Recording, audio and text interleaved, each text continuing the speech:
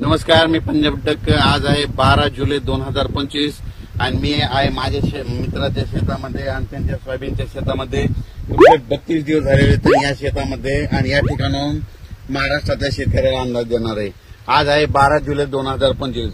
आणखीन तुम्हाला एक सांगतो की राज्यामध्ये 13 जुलै आणि 14 जुलैच्या दरम्यान राज्यामध्ये तुम्हाला सांगायचं झालं तर लातूर जिल्हा, सोलापूर जिल्हा, बीड जिल्हा, नगर जिल्हा, परभणी जिल्हा, जालना जिल्हा, संभाजीनगर, त्याच्यानंतर नांदेड जिल्हा ह्या भागामध्ये विखुरलेल्या स्वरूपाचा म्हणजे 13, 14, 15च्या दरम्यान भाग बदलत पाऊस येणार आहे. सर्वदूर नाही पडणार पण भाग बदलत 13, 14च्या दरम्यान पाऊस येणार आहे म्हणून हा अंदाज लक्षात येतात. सांगायचं झालं तर राज्यात म्हणजे पूर्व विदर्भामध्ये नागपूर, वर्धा, भंडारा या गोंदिया या पट्ट्यामध्ये आणखीन 2-3 दिवस तिकडल्या भागात पाऊस राहील. पण राज्यात मात्र सर्वदूरचा सध्या तरी पाऊस नाही. पण राज्यात मग तुम्हाला एक सांगू इच्छितो की राज्यामध्ये सध्या तरी विखुरलेल्या स्वरूपाचा भाग बदलत जिथं पडला तिथं अर्ध्या तासाचा, 1 तासाचा, 20 मिनिटाचा, 10 मिनिटाचा असा पाऊस पडणार आहे म्हणून हा अंदाज लक्षात येतात. मग राज्यात मोठा पाऊस कधी येणार आहे तर माझी सगळ्याला विनंती आहे, तुम्ही काय करा, आणखीन 4-5 दिवस आहेत, शेतीचे कामे करून घ्या, फवारण्या करायच्या तर करू शकता, खुरपण करू शकता.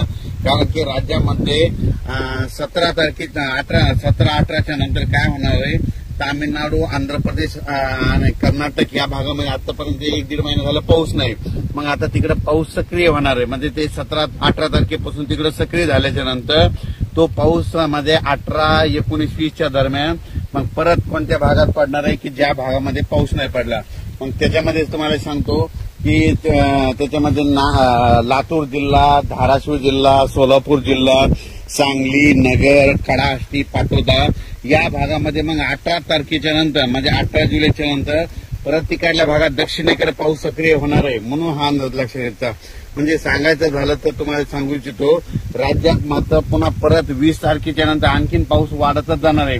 पण 18च्या नंतर काय होणार आहे की जे पट्टा आहे म्हणजे कोणता जे पावसापासून वंचित झालेला आहे, लातूर जिल्हा, बीड जिल्हा, सोलापूर जिल्हा, नगर जिल्ह्याचा काही भाग म्हणजे हे भाग आणि सांगली जतचा काही भाग, पंढरपूर या भागामध्ये तुम्हाला सांगू इच्छितो तुमच्यासाठी खरंच आनंदाची बातमी. 18 जुलैच्या नंतर तुमच्या इकडे पाऊस चांगला सक्रिय होणार आहे.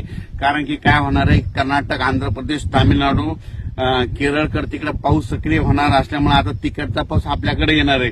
त्याच्यामुळे राज्यात 18च्या नंतर आपल्या इकडे दक्षिण भागात महाराष्ट्राच्या दक्षिण महाराष्ट्राकडे पाऊस सुरुवात होईल. 18च्या नंतर तिकडे सुरू होईल. त्याच्यानंतर 19च्या नंतर थोडा पुढे सरकेल, 20ला पूर्ण आणखीन पुढे सरकेल. मग 24च्या मग जुलैच्या शेवटच्या आठवड्यात राज्यात मात्र सगळीकडे पाऊस होईल म्हणून हे लक्षात येतं.